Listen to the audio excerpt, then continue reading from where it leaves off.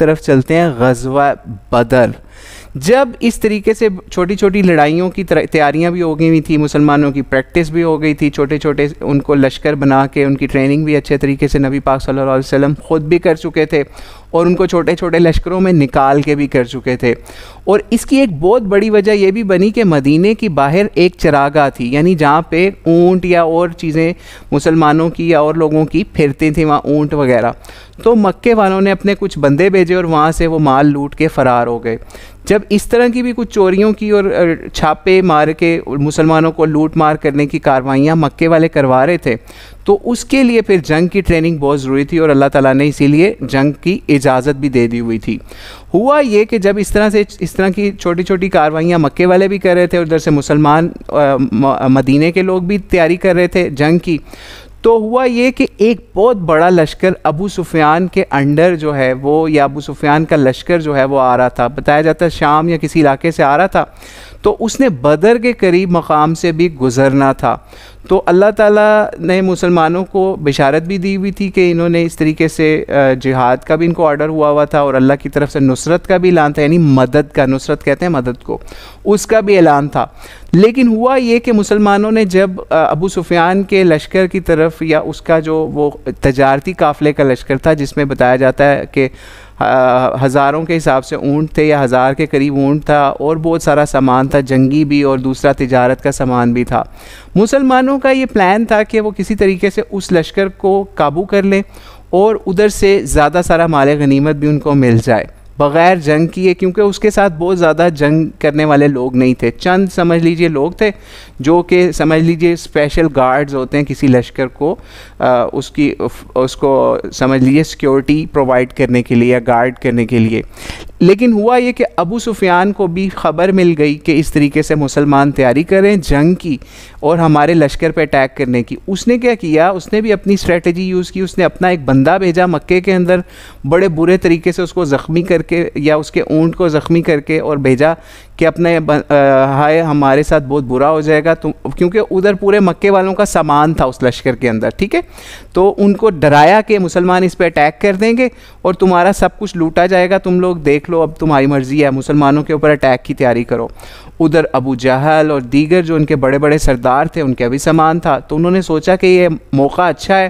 ادھر سے مسلمان آئیں گے ہمارے لشکر پہ اٹیک کرنے، ادھر سے ہم بڑی فوج لے کے ان کے پاس پہنچ جائیں گے اور ہم ان کے اوپر اٹیک کر کے مسلمانوں کی تباہی کر دیں گے، ٹھیک ہے. تو خیر ان کا یہ پلان تھا، لیکن اللہ کا پلان کچھ اور تھا. خیر ان لوگوں نے بھی ادھر سے تیاری کی، لیکن ہوا یہ کہ ابو سفیان کسی طریقے سے اپنا لشکر بچا کے وہاں سے نکل گیا، یعنی مسلمانوں کے پہنچنے سے پہلے. دوسری طرف مسلمانوں کے جو نبی علیہ الصلوۃ والسلام لیڈ کر رہے تھے ان کے لشکر کو بھی، اور اس دوران ان کے بھی کچھ ایک دو بندے ہاتھ میں آ گئے. ان سے بھی پتہ کیا کہ یہ کیا معاملہ ہو رہا ہے اور یعنی ان کی طرف سے کتنے لوگ تیاری کر رہے ہیں. یعنی ادھر سے ان کا بھی ایک لشکر بہت بڑا تیار تھا، نکل بھی گیا ہوا تھا، ادھر سے مسلمان بھی نکل رہے تھے. لیکن یہ نہیں پتہ تھا کہ لشکر کتنا ہے جو مکے سے نکل رہا ہے اور مسلمانوں کے اوپر اٹیک کرنے کے لیے آ رہا ہے، کیونکہ ان کو بھی خبر ہو چکی تھی دونوں طرف. تو ہوا یہ پتہ یہ چلا کہ وہ جو بندے پکڑے انہوں نے کہا کہ روز کے وہ 8 سے 9 اونٹ ذبح کر کے کھا رہے ہیں، ٹھیک ہے. اور جو کافر تھے نا مکے کے، ان کا یہ بھی پلان تھا کہ اگر مسلمان آئے نہ آئے ہم لوگ جو ہے نا ایک پارٹی بھی کریں گے اور مسلمانوں کو قتل بھی کریں گے اور ہم انجوائے کرتے ہوئے، کیونکہ ان کو یہ پتہ تھا یہ بندے تھوڑے ہیں ابھی ان کے پاس، مسلمانوں کے پاس اتنی بڑی پاور نہیں ہے. یعنی آپ یہ سوچیں مسلمانوں کی پاور کا یہ حال تھا کہ ان کے پاس ان کی فوج میں چند اونٹ اور صرف 2 کے قریب گھوڑے تھے، ٹھیک ہے. اور بہت برا حال تھا، کسی کے پاس ٹوٹی ہوئی تلوار تھی، کسی کے پاس کوئی چیز تھی، اور بہت برے، اور زیادہ تر لوگ پیدل ہی تھے، ٹھیک ہے. تو یہ حال تھا. اور دوسری طرف ایک 1000 کے قریب کا لشکر تھا جس کو ابو جہل اور ان کے بڑے بڑے سردار اس کو لیڈ کر رہے تھے، اور وہ جگہ جگہ دعوتیں اڑاتے ہوئے بدر کے مقام پر پہنچ چکے تھے، ٹھیک ہے. ادھر سے مسلمان بھی بدر کے مقام پہ پہنچ گئے. ہوا یہ کہ جب یہ بدر کے مقام پہ پہنچے تو یہاں پر بھی کچھ ایسے معجزات ہوئے کہ ہوا یہ کہ انہوں نے پہنچ کے اس جگہ پہ قبضہ کر لیا جہاں پہ پانی تھا، ٹھیک ہے. پانی والی جگہ پہ قبضہ کر لیا، اور مسلمانوں کو جو جگہ ملی وہ ریت والی زمین تھی. تو اللہ تعالیٰ نے ادھر بھی مسلمانوں پہ انعام یہ کیا کہ ان کے اوپر بارش برسا بارش آئی تو مسلمانوں کے پاس بھی ریت کے پاس گڑھوں کے اندر پانی جمع بھی ہو گیا، ان کے پاس بہت اچھی مقدار میں پانی بھی جمع ہو گیا، اور اس کے ساتھ ساتھ مسلمانوں کے اوپر ایک بہت اللہ کا انعام سمجھ لیجئے، ان کو ایک خوشی مل گئی کہ ہم تو سوچ رہے تھے ہمارا بہت برا حال ہوگا، لیکن اللہ تعالیٰ نے ایک اسپیشل ہمارے پہ پروٹیکشن کے طور پہ پانی یا بارش بھی نازل فرما دی۔ دوسری طرف وہ جو تھے کفار، ادھر پکی زمین تھی اور یعنی مٹی والی، تو وہاں پہ کیچڑ اور ان کے لیے برا حال ہو گیا اس کی وجہ سے۔ یہ پہلی ایک سمجھ لیجئے ان کے لیے، ان کو نظر یہ آ گیا کہ یہ اب ہمارے لیے تو مشکل کے حالات پیدا ہو رہے ہیں۔ لیکن بہرحال نبی علیہ السلام نے پھر اس کے بعد جب لشکر کا معائنہ بھی کیا، 1000 کا لشکر تھا، اور ادھر مسلمان جو ہیں ان کا لشکر آلموسٹ 300 پلس تھا، 313 بھی بتائے جاتے ہیں، ٹھیک ہے جی۔ تو مسلمانوں کا صرف 313 یا 300 پلس کا لشکر تھا، ٹھیک ہے۔ اور اس کے اندر جب ہم دیکھتے ہیں تو یہ سمجھ لیجئے 86 جو ہیں وہ مہاجر تھے اور 230 جو ہیں وہ انصار تھے۔ یعنی آپ یہ دیکھیے کہ انصار جو ہیں وہ ان کی تعداد مسلمان جو مہاجر تھے ان سے بھی زیادہ تھی بدر کے اندر، ٹھیک ہے۔ یعنی 230 انصار اور دوسری طرف 86 مہاجرین جو کہ مکے سے ہجرت کر کے گئے تھے۔ تو اس سے بھی پتہ چلتا ہے کہ مدینے کے لوگ جو ہیں انہوں نے کس طریقے سے اسلام بھی قبول کیا، اور اللہ تعالیٰ کے نبی نے جب جنگ کے لیے اعلان کیا تو کس طریقے سے وہ آگے بڑھے۔ اور جب یہ جنگ کا اعلان ہوا تو کیونکہ ایسا معاملہ تھا کہ بہت سارے منافق بھی اب مسلمانوں کے ساتھ ملنے کی کوشش کر رہے تھے، تو اس وقت ایک عجیب سی کنڈیشن تھی کہ لڑیں یا نہ لڑیں، جائیں یا نہ جائیں۔ تو اس وقت انصار نے تقریریں کی وہاں پہ، ٹھیک ہے، سپیچز دی وہاں مختلف سرداروں نے انصار کے، اور انہوں نے کہا کہ ہم جو حضرت موسیٰ علیہ السلام کی قوم ہے نا ان کی طرح، یا حضرت عیسیٰ علیہ السلام کے حواریوں کی طرح اس طریقے سے نہیں ہم کریں گے کہ ہم کہیں ہم بیٹھیں اور آپ جاؤ اور آپ کا خدا لڑے، جس طرح حضرت موسیٰ کے حواریوں نے بھی، بنی اسرائیل والوں نے کہا تھا ان کو، ٹھیک ہے۔ ہم آپ کے ساتھ لڑیں گے اور آپ اگر ہمیں کہیں گے نا آپ پانی کے اندر یا جو ہوتا ہے سمندر کے اندر بھی چھلانگ لگا دو، تو ہم آپ کے اس کہنے پہ وہاں بھی چھلانگ لگا دیں گے، اور ہم ہر جگہ آپ کے ساتھ ہوں گے، ٹھیک ہے۔ اور یہی ہوا کہ جس وقت جنگ کا آغاز ہوا، تو ابھی ہم اس سے بھی آپ کو اس چیز کو لنک کریں گے، اس کو یہاں پہ تھوڑا شارٹ کرتے ہیں۔ پھر جب جنگ کا آغاز ہونے لگا تو نبی علیہ الصلوۃ والسلام نے جنگ کے لیے صفیں سیدھی کی، ٹھیک ہے، صفیں سیدھی کی، صفیں مہاجروں کی، انصار کی، سب کی صفیں سیدھی کی، اور 3 بندے سلیکٹ کیے کہ یہ لوگ سب سے پہلے آگے نکل کے مبارزت کریں گے۔ مبارزت یہ ہوتا ہے کہ یہ عرب کا رواج تھا کہ جنگ جو شروع ہونے سے پہلے 3 بڑے لوگ جو بھی اس جنگ کے اندر بڑے بڑے سپہ سالار ہوتے ہیں یا سب سے زیادہ ماہر ہوتے ہیں، ٹھیک ہے، ٹاپ کے لوگ جو ہیں وہ آگے آتے ہیں اور وہ کہتے ہیں کہ آؤ ہم سے لڑو اور ہمارا سامنا کرو، ٹھیک ہے۔ تو ادھر کفار کی طرف سے جو تھے ولید، شیبہ اور عتبہ جو ہیں وہ آئے تھے، اور نبی علیہ السلام نے ان کے مقابلے پہ حضرت علی کو اپنی تلوار دی جس کو ذوالفقار بھی کہا جاتا ہے، اور حضرت علی کو نبی علیہ السلام نے اپنے بھائی کے طور پہ اپنی طرف سے جنگ کا آغاز کرنے کے لیے جنگ کے اندر بھیجا، ٹھیک ہے۔ اور حضرت حمزہ چچا تھے نبی پاک صلی اللہ علیہ وسلم کے، اور تیسرے جو ہیں عبیدہ بن الحارث جو ہیں ان کو جنگ کے لیے ان تینوں کو بھیجا، یعنی ولید، شیبہ اور عتبہ کے مقابلے کے اندر۔ حضرت علی نے جب جنگ کا آغاز کیا تو انہوں نے فوری ولید کو بڑی آسانی سے قتل کر دیا، حضرت حمزہ نے بھی۔ حضرت عبیدہ بن حارث جو ہیں ان کو تھوڑے سے مشکل کا سامنا کرنا پڑا کیونکہ ان کے سامنے عتبہ تھا، وہ بھی بڑا زبردست جنگجو تھا، لیکن ہوا یہ کہ اس نے ان کے ایون پاؤں تک کاٹ دیے، ان کی ٹانگوں پہ کافی اٹیک بھی ہوئے، اور خیر انہوں نے بھی عتبہ کو بھی مار دیا، اور یہ خود بھی بہت زیادہ زخمی ہوئے، ان کو نبی پاک صلی اللہ علیہ وسلم کے پاس بھی لایا گیا، اور ان کی آخری سانسیں چل رہی تھیں، ٹھیک ہے۔ تو خیر انہوں نے نبی پاک صلی اللہ علیہ وسلم سے پوچھا کہ میں کیا شہید ہوں؟ تو نبی پاک صلی اللہ علیہ وسلم نے ان کو شہادت کی خوشخبری دی، اور اس کے بعد یہ ان کو اتنے زیادہ زخم آئے ہوئے تھے عتبہ کے ساتھ لڑائی کرتے ہوئے کہ یہ شہید ہو گئے۔ تو خیر یعنی وہی بات جو ہم پہلے بتا چکے کہ سب تیار تھے اپنی جانیں قربان کرنے کے لیے، کوئی پیچھے ہٹنے کے لیے تیار نہیں تھا، ٹھیک ہے۔ پھر اس کے بعد جنگ بالکل مزید پیک کے اوپر سٹارٹ ہوتی ہے، یعنی جب مبارزت کے اندر بڑے بڑے اس طرح 3 بندے ہوتے ہیں، ادھر سے کفار کے 2 بندے جو ہیں وہ مر چکے ہوتے ہیں، ادھر سے مسلمانوں کا ایک جو تھا حضرت عبیدہ بن حارث وہ بھی اپنا اپنے مد مقابل کو یا جس سے ان کی فائٹ تھی اس کو مار کے خود بھی شہید ہو چکے ہوتے ہیں. پھر اس کے بعد جنگ بڑے پیک پہ جاتی ہے اور بتایا جاتا ہے کہ سب سے زیادہ جس بندے نے اس جنگ کے اندر قتل کیے یا مارے بڑے بڑے سردار وہ حضرت علی رضی اللہ تعالیٰ عنہ ہیں. باقیوں نے بھی بہت لوگوں کو قتل کیا, حضرت حمزہ نے بھی بڑی بہادری سے لڑے, اور سارے جو بھی مہاجر اور انصار تھے بڑی بہادری سے لڑے. لیکن جس وقت اس طرح لڑائی ہو رہی تھی تو نبی پاک صلی اللہ علیہ وسلم نے اپنی جگہ پہ حضرت علی کو جنگ کے اندر بھیجا ہوا تھا, اور حضرت محمد علیہ الصلوۃ والسلام کے لیے ایک اسپیشل پروٹیکشن والی جگہ یا خیمہ یا ایک اونچی جگہ جہاں سے نبی پاک صلی اللہ علیہ وسلم سب کو دیکھ رہے تھے وہ جگہ تیار کی ہوئی تھی. ٹھیک ہے, وہ اس جگہ پہ حضرت ابوبکر صدیق نبی پاک صلی اللہ علیہ وسلم کی اسپیشل پروٹیکشن کے لیے اور ایک اور صحابی ان کی پروٹیکشن کے لیے تھے. یہاں پہ نبی پاک صلی اللہ علیہ وسلم نے جب دیکھا بہت بڑا لشکر ہے تو اللہ تعالیٰ کے آگے نبی پاک صلی اللہ علیہ وسلم سجدہ ریز ہوئے خانہ کعبے کی ڈائریکشن کے اندر سمجھ لیجئے, اور اللہ تعالیٰ سے گڑ گڑا کے دعائیں کرتے رہے, کبھی کھڑے ہو کے کبھی سجدے میں, اور ایک خاص ورد بھی کرتے رہے, یا حیو یا قیوم, یا حیو یا قیوم. ٹھیک ہے, یعنی اللہ تعالیٰ سے مدد مانگتے رہے بالکل. ٹھیک ہے, ادھر مسلمان جنگ کے اندر مصروف ہیں, ادھر اللہ تعالیٰ سے مدد مانگی جا رہی ہے, اور پھر اس کے بعد اللہ تعالیٰ نے 1000 فرشتوں کی مدد بھی بھیجی. یہ جتنے بھی مناظر ہیں جو ہم جنگ کے حوالے سے, مثال ہے پہلے بارش کا اور بھی مسلمانوں کے لیے آسانیوں کا, اور پھر اللہ تعالیٰ کی طرف سے 1000 ملائکہ کا. ٹھیک ہے, بتایا جاتا ہے حضرت میکائیل اور حضرت اسرافیل بھی اس جنگ کے اندر شامل ہوئے ان فرشتوں کے ساتھ. ٹھیک ہے, تو وہ خاص فرشتے اللہ تعالیٰ نے اتارے اور بتایا کہ یہ صرف تم لوگوں کی تسلی کے لیے اتارے. مطلب یہ تو ایک فرشتہ بھی اس طرح سے ساروں کو مار سکتا تھا, لیکن کیونکہ کاؤنٹنگ جو ہے نا وہ بہت اہم ہوتی ہے لوگوں کے لیے, یعنی کاؤنٹنگ لوگ جنرلی ان کو سیٹسفائی کرتی ہے مینٹلی, تو اس وجہ سے اللہ تعالیٰ نے بھی اسپیسیفکلی 1000 ملائکہ, ٹھیک ہے, ان کا ذکر کیا سورہ الانفال کے اندر, تاکہ مسلمانوں کو تسلی دی جائے کہ 1000 ملائکہ یا فرشتے میں بھیج رہا ہوں.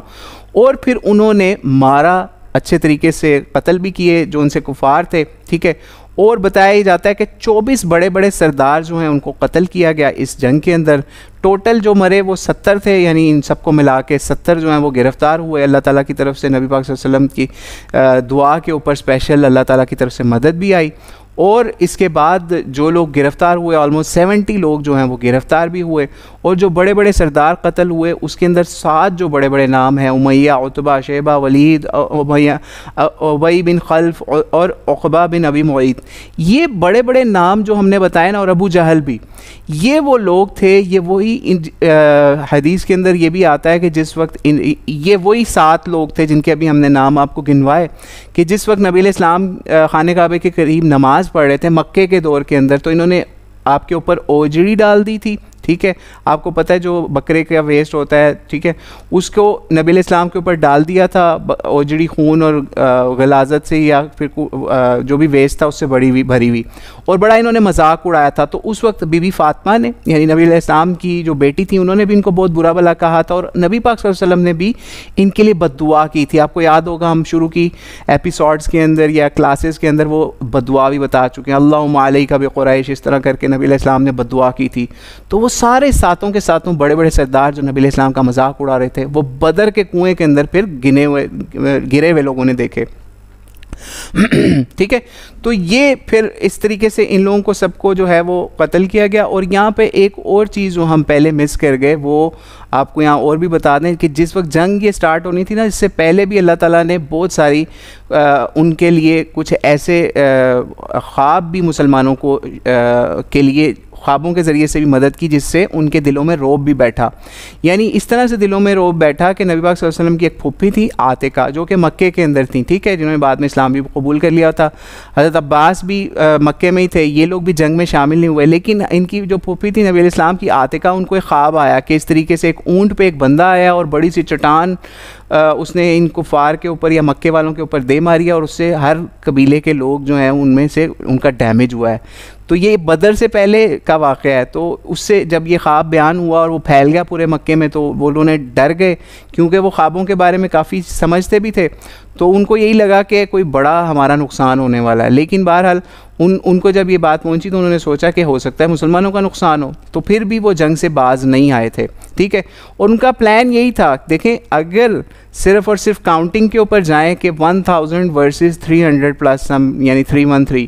تو کوئی کمپیریزن نہیں بنتا دنیا کے لحاظ سے، ٹھیک ہے. اور ادھر ان کے پاس اسپیشل جنگجو بھی، اور ادھر مسلمان صرف جو کہ بھوک پیاس کے مارے ہوئے اور ان کے بہت برے حال، ٹھیک ہے. تو وہ کوئی کمپیریزن نہیں تھا، اس لیے اللہ تعالیٰ کی طرف سے 1000 فرشتوں کی بھی مدد آئی. پھر اسے اگلا پوائنٹ آپ دیکھ رہے ہوں گے، جنگ کا اختتام اور قیدی، ٹھیک ہے. لاسٹ پوائنٹ ہے آج کی سلائیڈ کا، آپ چیک کر سکتے ہیں. اس میں جنگ کا اختتام جب ہوتا ہے، ٹھیک ہے، تو ہم نے آپ کو پہلے بتایا کہ اس طریقے سے بڑے بڑے ان کے سردار مارے گئے، 24 سردار قتل ہوئے، اور ٹوٹل 70 جو ہیں وہ ان کی طرف سے بتایا جاتا ہے، یا 70 کے راؤنڈ اباؤٹ اس کے آس پاس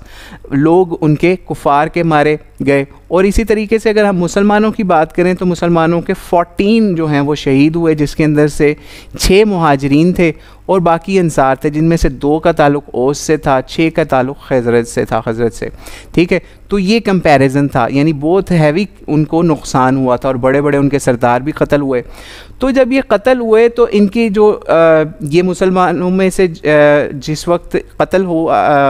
ہوئے یہ بندے سارے، ان کے مسلمانوں کے بھی ہوئے اور ادھر سے ان کے بھی ہوئے. لیکن یہاں پہ جو ابو جہل ہے اس کا سر جو ہے وہ اسپیشلی کاٹا گیا، ٹھیک ہے. ابو جہل کا جب سر کاٹا گیا نا تو وہ نبی علیہ السلام کے پاس بھی لایا گیا، اور اس وقت نبی علیہ السلام نے بڑا خوشی کا بھی اظہار کیا. اور پھر نبی علیہ السلام نے اس کے بارے میں پوچھا بھی. اس نے مرنے سے پہلے ایک پیغام بھی نبی پاک صلی اللہ علیہ وسلم کے لیے چھوڑا تھا، ٹھیک ہے،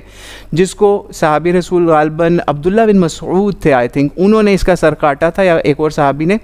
تو ہوا یہ کیونکہ یہ اگر ہم ڈیٹیل میں جائیں گے کہ کس نے، جیسے معوذ اور معاذ کا بھی قصہ ہے کہ انہوں نے بھی ابو جہل کو قتل کیا، اور اس طرح کے اور بہت سارے بندوں کے اندر نام آتے ہیں جن کو، جیسے امیہ بن خلف کو حضرت بلال نے قتل کیا، کیونکہ یہ وہی بندہ تھا جو حضرت بلال کے اوپر بہت ظلم بھی کیا کرتا تھا. اس کو حضرت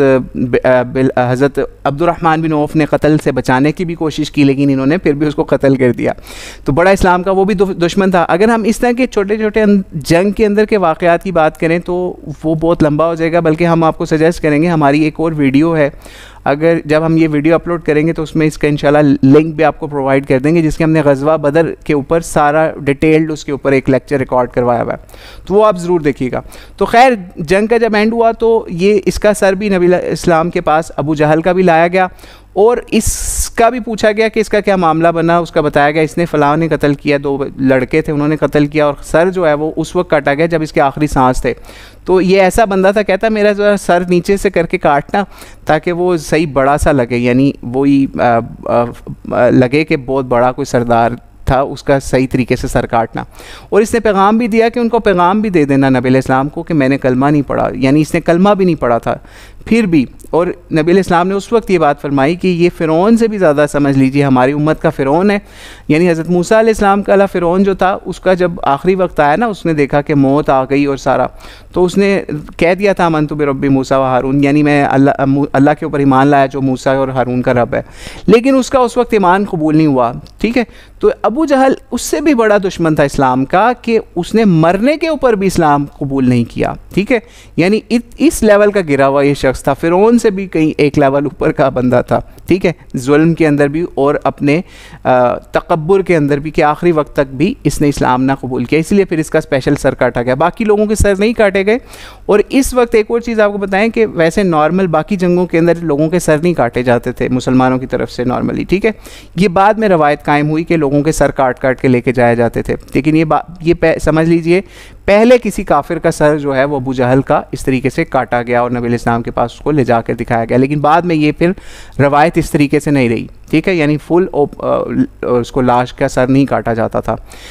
ٹھیک ہے. تو یہ غزوہ بدر کے حوالے سے ہم نے کچھ بات کی. اور جو قیدیوں کا معاملہ ہوا، جو ہم نے آپ کو بتایا کہ 70 لوگ گرفتار بھی ہوئے. 70 قیدی جب گرفتار ہوئے تو اللہ تعالیٰ کی طرف سے مسلمانوں کے لیے ایک سمجھ لیجئے یہاں پہ بھی آزمائش والا معاملہ یہ پیش آیا کہ مسلمانوں کو آپشن دی گئی کہ کیا تو آپ ان کو مارنا چاہتے ہیں تو مارنے کا بھی آپ کی مرضی ہے، یا ان سے فدیہ لے کے، فدیہ ہوتا ہے رینزم یا پھر بلڈ، ان کے چھوٹنے کے پیسے لے لیں ان سے، ٹھیک ہے. یعنی وہ اگر کوئی امیر لوگ ہیں تو اپنا پیسہ دے دیں تو ان کو چھوڑ دیا جائے گا.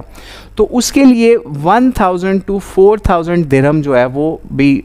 مسلمانوں نے پھر طے کیے. تو اللہ کی طرف سے دونوں آپشن کھلی تھی کہ مسلمان دونوں کام کر سکتے ہیں، چاہے ان کو مار دیں چاہے جو ہے ان سے فدیہ لے کے ان کو چھوڑ دیں. تو نبی علیہ السلام نے پھر مشاورت کی, یعنی ایک میٹنگ بلائی, اس کے اندر صحابہ کے باقی بھی شامل ہوئے, حضرت ابوبکر صدیق, حضرت عمر اور بھی بہت سے صحابہ شامل ہوئے, سب نے اپنی اپنی رائے دی. حضرت ابوبکر صدیق رضی اللہ عنہ کی رائے یہ تھی کہ ہم ان کو قتل نہیں کرتے کیونکہ یہ ہماری قوم کے لوگ ہیں, ہمیں ان پہ رحم کرنا چاہیے کہ اللہ کل کو انہی میں سے یا یہی لوگ جو ہیں یہ مسلمان ہو جائیں. ٹھیک ہے, یعنی وہی سوچ جو نبی علیہ السلام کی سفر طائف میں تھی کہ ان کے اوپر ظلم کیا گیا, تو انہوں نے پھر بھی ان کے لیے اس وقت وہاں پہ پورے قبیلے والوں کے لیے بد دعا نہیں کی کہ اللہ ہو سکتا ہے, اللہ سے دعا کی کہ ان کی نسلوں کے اندر سے مسلمان پیدا کر. تو یہی سمجھ لیجئے ایک بیک پہ اینڈ پہ وہی تربیت تھی نبی علیہ السلام والی بھی, جو حضرت ابوبکر صدیق نے اس وقت یہ مشورہ دیا, اور بھی صحابہ نے مشورہ دیا کہ ہم ان سے جو ہے فدیہ لے کے ان کو چھوڑ دیتے ہیں, اور جو ہے تاکہ یہ کل کو یہ بھی اسلام قبول کر کے ہمارے جو بھائی ہیں, کسی کے آپ سوچیے وہاں بھائی تھا, کسی کا باپ تھا, کسی کا بیٹا تھا, کسی کا چچا تھا, ایون حضرت علی کے سگے بھائی بھی جو ہیں وہ قیدیوں کے اندر تھے. ٹھیک ہے, حضرت عقیل بن ابی طالب غالباً ان کا نام تھا,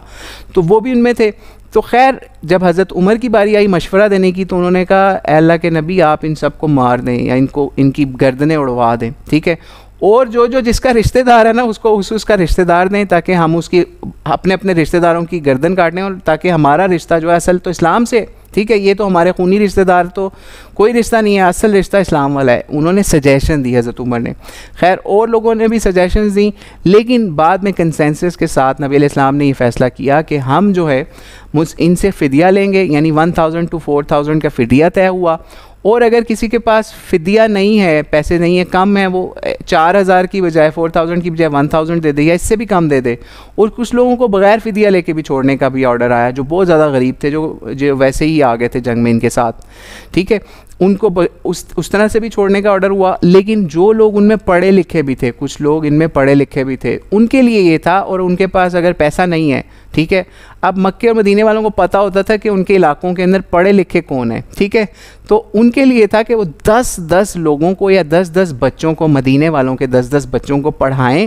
ان کو یعنی لکھنا سکھائیں. ٹھیک ہے, یعنی اس زمانے کے اندر لکھنا پڑھنا بھی ایک بہت بڑی سمجھ لیجیے نعمت ہوتا تھا. ہر کسی کو لکھنا پڑھنا نہیں آتا تھا, تو وہ 10 بچوں کو پڑھا دے تو ہم جو ہے وہ ان کے اوپر کوئی فدیہ, اس کا فدیہ لیے بغیر بھی وہ چھوٹ سکتے ہیں. خیر اس چیز کو قبول کر لیا گیا مسلمانوں کی طرف سے, یعنی کنسنسس کے ساتھ نبی علیہ السلام نے اس کا فیصلہ کیا, اور پھر اس کے بعد اس کا بہت اچھا اثر ہوا. اور پھر جو وہ قیدی لے کے گئے, ان قیدیوں کی بھی کچھ سٹوریز جو ہیں وہ سیرت کی کتابوں میں کچھ مل جاتی ہیں, جس کے اندر قیدیوں نے بعد میں جب اسلام قبول کیا اس مسلمانوں کے متاثر ہو کے, تو وہ اس کے اندر ایسے ایسے قیدی بھی تھے جو کہتے تھے کہ نبی علیہ السلام نے کیونکہ آرڈر کیا تھا جس کو قیدی دیا کہ اس کو اپنے گھر لے جائیں, اپنے گھروں میں, ٹھیک ہے, ان سے کام کروائیں, اور اگر کوئی فدیہ نہیں دے سکتا تو ان سے کام بھی کروائیں, ان کو کھانا بھی کھلائیں, اور ان کو جو ایک کلاس کیٹیگری کا خود کھانا کھاتے ہیں وہی ان کو کھلائیں. تو کئی قیدی ایسے بھی تھے جو بعد میں اسلام لانے کے بعد بتاتے ہیں, ٹھیک ہے, وہ یہ کیا بتاتے تھے کہ جو ہمارا جو تھا نا ماسٹر, جس کو نبی علیہ السلام نے ہمیں اس کی قید میں دیا, تو وہ خود کئی دفعہ ان کے پاس کھانے کو کچھ نہیں ہوتا تھا, تو جو بھی روٹی یا جو چیز بنتی تھی ان کے گھر میں وہ ہمیں دے دیتے تھے, ہم کھاتے تو وہ بیچارے بھوکے رہتے یا چند کھجوروں پہ گزارا کر لیتے. اس سے بھی یہ چیز پتہ چلی کہ نبی علیہ السلام کا وہ جو فیصلہ تھا بڑا حکمت بھرا تھا. اس طریقے سے ان قیدیوں میں سے بھی بعد میں بہت سے لوگوں نے اسلام بھی قبول کیا, اور بعد میں وہ بھی صحابہ کے اندر شامل ہو گئے. تو یہ بھی ایک بہت بڑی حکمت تھی, اور یہ بھی مسلمانوں کی جو سب سے بڑی پہلی جنگ تھی باقاعدہ. اس سے پہلے تو چھوٹے چھوٹے جو واقعات ہوئے وہ تو ہم پہلے بتا چکے, لیکن اس سے یہ بھی پتہ چلا کہ مسلمان جو ہیں وہ کفار سے یا نان مسلم سے اس لیے نہیں لڑتے کہ صرف ان کو قتل کر کے دنیا سے ختم کرنا ہے, نہیں. اصل چیز یہ ہوتی ہے ان سے اخلاق کے ساتھ ان کو دعوت دی جائے, اسلام کی دعوت دی جائے. پھر بھی اگر وہ مسلمان نہیں ہوتے تو کوئی بات نہیں, وہ جزیہ دے کے ہمارے ساتھ رہیں, کوئی مسئلہ ہی نہیں ایسا, ٹھیک ہے. تو یہ اسی رول کے اوپر نبی علیہ السلام نے یہ کام کیا. اور آپ کو پتہ ہے کہ یہ جو قیدی ہیں ان کے بھی بہت سارے حقوق نبی علیہ السلام نے آ کے دیے, نہیں تو نارملی یہ ہوتا تھا کہ قیدیوں کے یا پھر جو غلام لوگ ہوتے تھے ان کے کوئی حقوق نہیں ہوتے تھے. جو ان کا ماسٹر ہوتا تھا وہی ان کا لا ہوتا تھا, وہی ان کا رولر ہوتا تھا, جس طریقے سے مرضی اس کو استعمال کرتا تھا. تو یہ آج ہم نے غزوہ بدر کے اوپر بات کر لی. امید ہے آپ کو اس سے کچھ سمجھ بھی آئی ہوگی, اور ہم اس چیز پہ ختم کرتے ہیں کہ نبی علیہ السلام جو ہے ان کا نام رحمت للعالمین ہے, یعنی تمام جہانوں کے لیے رحمت. تو اکثر لوگ یہ سوال کرتے ہیں پھر جہاد کیوں، پھر قتال کیوں، اگر آپ نبی رحمت ہیں؟ تو اس کا جواب اگر آپ کو چاہیے تو علماء نے اس کا جواب بہت زبردست دیا، اور وہ ریئلسٹک جواب ہے۔ آپ ہاسپٹلز میں جائیں تو آپ کو بہت سارے وہاں مریض ایسے نظر آئیں گے جس کے کوئی ایسا پرابلم ہوگا ہاتھ میں، پاؤں میں، یا کسی جسم کے ایسے حصے کے اندر کہ اگر اس کو کاٹا نہ جائے یا اس کا ٹریٹمنٹ نہ کیا جائے، ٹھیک ہے، پہلا ٹریٹمنٹ ہے اسے میڈیسن سے کرتے ہیں، اگر وہ بھی نہ ہو تو پھر اس کے بعد اس پارٹ کو کاٹ دیا جاتا ہے۔ اس پارٹ کو کاٹنے کا مطلب یہ ہوتا ہے کہ اگر ہم نے اس کو پارٹ کو نہیں کاٹا تو یہ باقی جسم کو بھی تباہ کر دے گا یا اس کو بھی خراب کر دے گا، ٹھیک ہے۔ لیکن کچھ پارٹ ایسے ہوتے ہیں ان کو میڈیسن سے بچا لیا جاتا ہے۔ تو یہی ٹریٹمنٹ جو ہے سمجھ لیجئے جہاد کا بھی ہے کہ پہلے دعوت دی جاتی ہے، پھر اس کے بعد اگر ایسا لیول آ جائے کہ اگلا بندہ نہ مان رہا ہو یا آپ کو مارنے کے لیے کوششیں کر رہا ہو، جیسے کفار مکہ نے کیا کہ مسلمانوں کو مارنے پہ تلے ہوئے تھے، بہت ظلم بھی کیے، تو پھر اللہ تعالیٰ نے سمجھ لیجئے 13 14 15 ایئرز کے بعد جا کے مسلمانوں کو جہاد کا حکم دیا۔ یعنی اتنا عرصہ صرف اور صرف ان کو دعوت اور آبزرویشن اور خود برداشت کرتے رہے تکلیفیں، اور بہت سارے مسلمان اس میں جان سے بھی ہاتھ دھو بیٹھے، یعنی وہ شہید ہو گئے پہلے ہی، یعنی جہاد کے حکم سے پہلے ہی کتنے مسلمان شہید ہو گئے کافروں کے ظلم سے۔ تو یہ حکمت ہوتی ہے اصل میں جہاد کی۔ اسی طرح آپ پولیس اسٹیشنز میں جائیں اور عدالتوں میں جائیں تو وہاں پہ بھی آپ کو ایسے کیسز ملیں گے، اگر کسی نے کچھ کیا ہوا غلط تو اس کو اس پہ سزا دی جا رہی ہے۔ تو یہی ٹریٹمنٹ سمجھ لیجئے جہاد اور قتال کا ہے۔ تو اللہ تعالیٰ سے دعا ہے کہ اللہ تعالیٰ ہمیں جو حکمتیں ہیں سیرت النبی صلی اللہ علیہ وسلم کی وہ سمجھنے کی توفیق عطا فرمائے۔ آج ہم نے جہاد کی حکمتیں اور نبی علیہ السلام کی اس کے اندر جو بھی انہوں نے اسٹریٹجیز یوز کی فائٹ کے لیے، ان کی ٹریننگز کے لیے، وہ آج ہم نے سیکھی کہ کس طریقے سے ہم، اگر ہمیں کوئی حکومت ملے کل کو مسلمانوں کو ایسی اسلام کے نام کے اوپر، تو اس کے اوپر آپ کر سکتے ہیں جہاد یا قتال، ٹھیک ہے۔ یعنی آپ یہ نہیں کر سکتے آج آپ اکیلے اٹھیں اور آپ جائیں اور کسی علاقے کے اندر جا کے لڑنا شروع کر دیں، نہیں، ایسے نہیں ہو سکتا۔ جب تک آپ کے پاس پراپر لیڈرشپ نہ ہو، پاور نہ ہو، حکومت نہ ہو، بیس نہ ہو، جیسے نبی علیہ السلام نے مدینے کے اندر بنائی، تو آپ کو بھی جہاد کی اجازت آج بھی نہیں ہے، ٹھیک ہے۔ تو اس کے لیے بہت پراپر جو علماء نے، فقہاء نے طریقے بیان کیے ہیں ان کو فالو کرنے کی ضرورت ہے۔ واللہ اعلم بالصواب۔ السلام علیکم ورحمۃ اللہ وبرکاتہ۔